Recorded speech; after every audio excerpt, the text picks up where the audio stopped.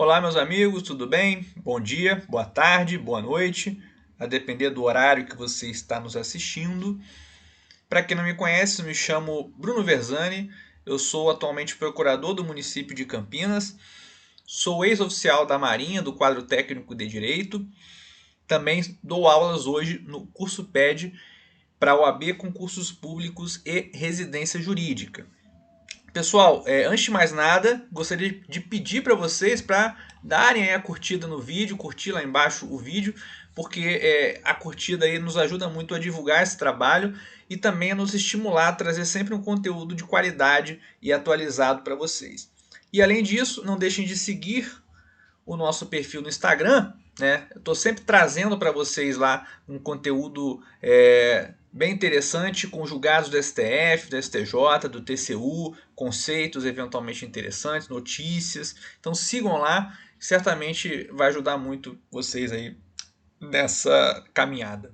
Beleza, pessoal? O tema hoje, então, são os contratos administrativos de supervisão. Versani, o que é isso? Nunca ouvi falar nisso. Ou então tem uma vaga ideia. O que significa isso? Vamos lá então, pessoal. Antes de mais nada, vamos lembrar que nós temos as chamadas cláusulas exorbitantes. E uma dessas cláusulas é a cláusula exorbitante de fiscalização. Eu listei aqui para vocês a forma como a doutrina comumente lista as cláusulas exorbitantes. Né? Temos primeiramente a alteração unilateral do contrato, a rescisão unilateral pela administração pública, a possibilidade de impor sanções ao contratado e a ocupação provisória do contrato. E além dessas quatro, temos a fiscalização do contrato administrativo. Essa fiscalização, mais do que uma cláusula exorbitante, ela é um poder-dever da administração pública. Dê uma olhada aí no artigo 70 da Lei 8666. O contratado é responsável pelos danos causados diretamente à administração ou a terceiros, decorrente de sua culpa ou dolo na execução do contrato, não excluindo ou reduzindo essa responsabilidade a fiscalização ou o acompanhamento pelo órgão interessado. Então, isso mostra que a fiscalização ela é um poder-dever da administração pública. A administração ela precisa fiscalizar se o contratado está cumprindo o objeto contratual. Se ele está recolhendo ali verbas que ele precisa recolher, como verbas trabalhistas, verbas previdenciárias, ela tem que fiscalizar se tudo está correndo normal. Tudo está correndo de uma forma normal ali, se não está tendo nada errado. Ela tem esse poder-dever de fiscalizar o contrato administrativo para que ele possa cumprir o seu objeto e atender, em última análise, ao interesse público. E o contratado ele não pode chegar e falar que o fato da administração fiscalizar excluiria a sua responsabilidade. Então, havendo um dano ou uma hipótese de aplicação de sanção, eventualmente isso vai ser aplicado e o contratado vai ser responsabilizado. O simples fato de haver a fiscalização não exclui a responsabilidade, nem atenua a responsabilidade do contratado, justamente porque é um poder-dever da administração pública. E aí como que se dá essa fiscalização? Aí a gente vai chegando aí ao tema do nosso vídeo.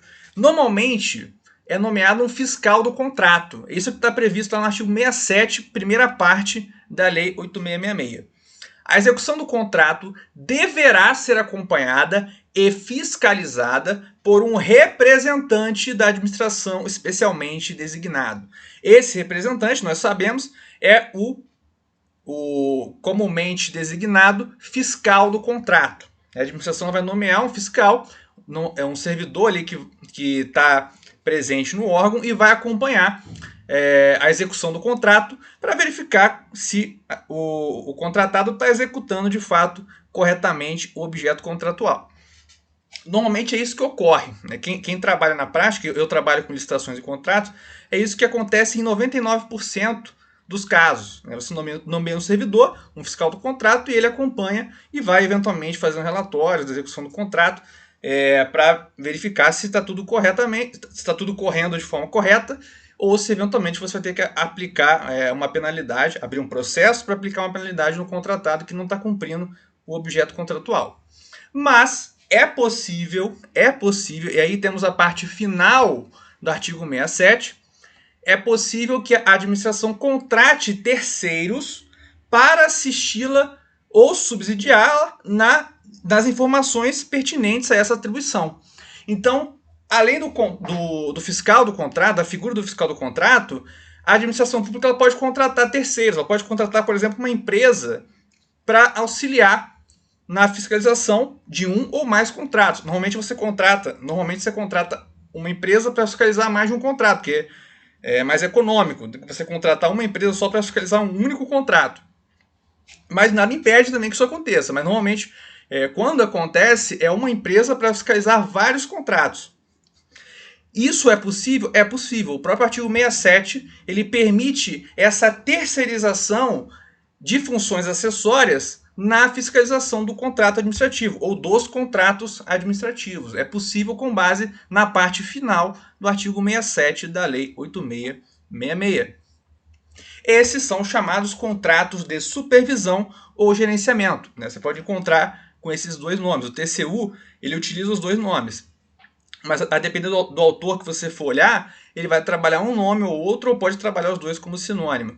Então são chamados contratos de supervisão ou gerenciamento, que são contratos com terceiros que irão auxiliar a administração pública na função de fiscalização do contrato. Agora, Versani, eu posso terceirizar qualquer elemento da fiscalização? Eu posso terceirizar toda a etapa de fiscalização? Posso delegar isso completamente para essa empresa contratada, para essa terceirizada? Não. Isso caiu na prova da PGM Nova Iguaçu em 2014 e é uma discussão bem interessante. O que a administração pública pode terceirizar no que tange à fiscalização do contrato? E aí, é claro que existe um núcleo, uma base da fiscalização que não pode ser delegada, que não pode ser terceirizada para alguém de fora, para uma empresa contratada, para essa chamada empresa terceirizada que vai fazer o contrato de supervisão e gerenciamento. Esse núcleo eu não posso terceirizar. E qual é esse núcleo? Por exemplo, a aplicação de sanção, né? São as funções principais relativas à fiscalização. Eu não posso delegar a imposição de sanção, por exemplo. E aí eu trouxe para vocês aqui um trecho do livro do Flávio Amaral Garcia, que ele fala mais ou menos isso. Não há qualquer impedimento legal para que a administração pública terceirize as funções de apoio à fiscalização do contrato. É o que ocorre, por exemplo, no contrato de gerenciamento de obra pública, cuja principal atribuição do contratado é apoiar os entes públicos na função de fiscalizar, gerir e fornecer informações técnicas necessárias que possam subsidiar as atribuições do gestor e do fiscal. Claro que existe um núcleo que não pode ser terceirizado, como é o caso das decisões que envolvam o poder de império do fiscal gestor.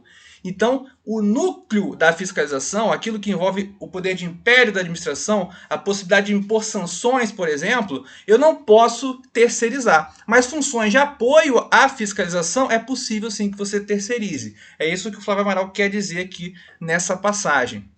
Então, não é tudo que eu posso terceirizar, mas existe um aspecto acessório, funções de apoio que podem sim ser terceirizadas no âmbito da fiscalização do contrato administrativo. E aí, pessoal, para ajudar aqui no nosso vídeo, eu trouxe um trecho, um artigo, na verdade, da Instrução Normativa número 5 de 2017 do Ministério do Planejamento. Dê uma olhada nesse artigo 9º aí. Não serão objeto de execução indireta na administração pública, federal, direta, autárquica e fundacional. Inciso 1. Atividades que envolvam a tomada de decisão ou posicionamento institucional nas áreas de planejamento, coordenação, supervisão e controle. Então a regra é que eu não posso terceirizar atividade de gerenciamento, supervisão, controle, que envolva tomada de decisão ou posicionamento institucional, a aplicação de sanções, por exemplo. Mas o próprio parágrafo único dessa instrução normativa, que, frise-se, é uma instrução aplicada no âmbito da União, né, do Ministério do Planejamento, mas que você pode utilizar para um raciocínio aí, para construir esse raciocínio e verificar o que pode ou não ser terceirizado. E aí o parágrafo único ele é bem claro. As atividades auxiliares, instrumentais ou acessórias às funções e atividades definidas no inciso do caput podem ser executadas de forma indireta, ou seja, podem ser terceirizadas, mas sendo vedada a transferência de responsabilidade para a realização de atos administrativos ou a tomada de decisão para o contratado. Então, eu posso terceirizar a fiscalização, aspecto acessório, a empresa que vai ser contratada para fiscalizar esses contratos, ela vai fazer relatórios, vai eventualmente acompanhar, ela vai trazer esses relatórios e aí a administração vai eventualmente abrir um processo de penalidade e tomar a decisão que for cabível para aquele caso. Mas não é possível que haja a terceirização desse núcleo da fiscalização, né, como a gente viu, como a doutrina defende e como a própria Instrução Normativa Federal ela apregoa no seu artigo 9º. E aí, só para a gente fechar e ilustrar aqui toda essa discussão, o TCU ele tem um entendimento de que a contratação de empresa para supervisionar a obra pública não exclui a responsabilidade dos fiscais da administração pública. Então, depois dê uma pausa e leiam aqui esse trecho. Ele é bem claro. O fato de haver uma empresa que está ali supervisionando os contratos, está fiscalizando aqueles contratos, isso não exclui a responsabilidade do fiscal. Até porque a empresa contratada para fiscalizar, ela não pode fazer tudo, né? Ela tem ali atividades acessórias, complementares, mas ela não vai fazer tudo relativo à fiscalização. Por isso que o fato de haver essa empresa contratada não exclui a responsabilidade do fiscal da administração pública. Então esse fiscal ele tem que continuar acompanhando o contrato e é ele que vai eventualmente tomar ali decisões e levar ao gestor, se for o caso, para eventualmente ser imposta uma sanção ao contratado. Então, muito cuidado com isso, né? O TCU é bem claro nesse sentido. A contratação de empresa para supervisionar a obra pública não exclui a responsabilidade dos fiscais da administração pública. E aí um caso concreto, né, recente, o TCU, no acórdão 84 de 2020, ele proferiu um julgado relativo ao DENIT. O DENIT, ele tem recorrentemente, de forma recorrente, ele tem feito contratos de gerenciamento de obras para fiscalizar obras em rodovias federais.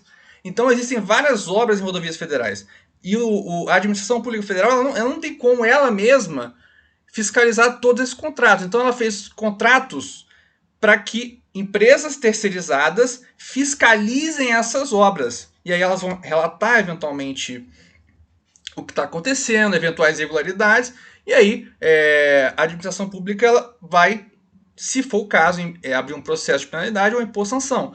Mas o TCU entendeu que é possível, sim, não só nesse acórdão, mas em vários acórdãos, é possível sim você terceirizar essas atividades de apoio à fiscalização. Ele só deu aqui algumas diretrizes para evitar que isso fosse utilizado de uma forma abusiva. Então você tem que delimitar critérios objetivos, você tem que respeitar os limites de alteração quantitativa e qualitativa do contrato, o artigo 65 da Lei 8666. Então ele trouxe alguns parâmetros nesse acórdão para evitar que isso se dê de forma desmedida, né? Mas é possível sim, o DENIT faz isso direto e ele terceiriza essa fiscalização de obras públicas em rodovias federais, né?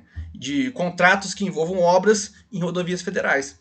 É possível sim que haja essa terceirização de funções de apoio na fiscalização desses contratos. Mas lembre-se, o núcleo essencial da fiscalização eu não posso terceirizar.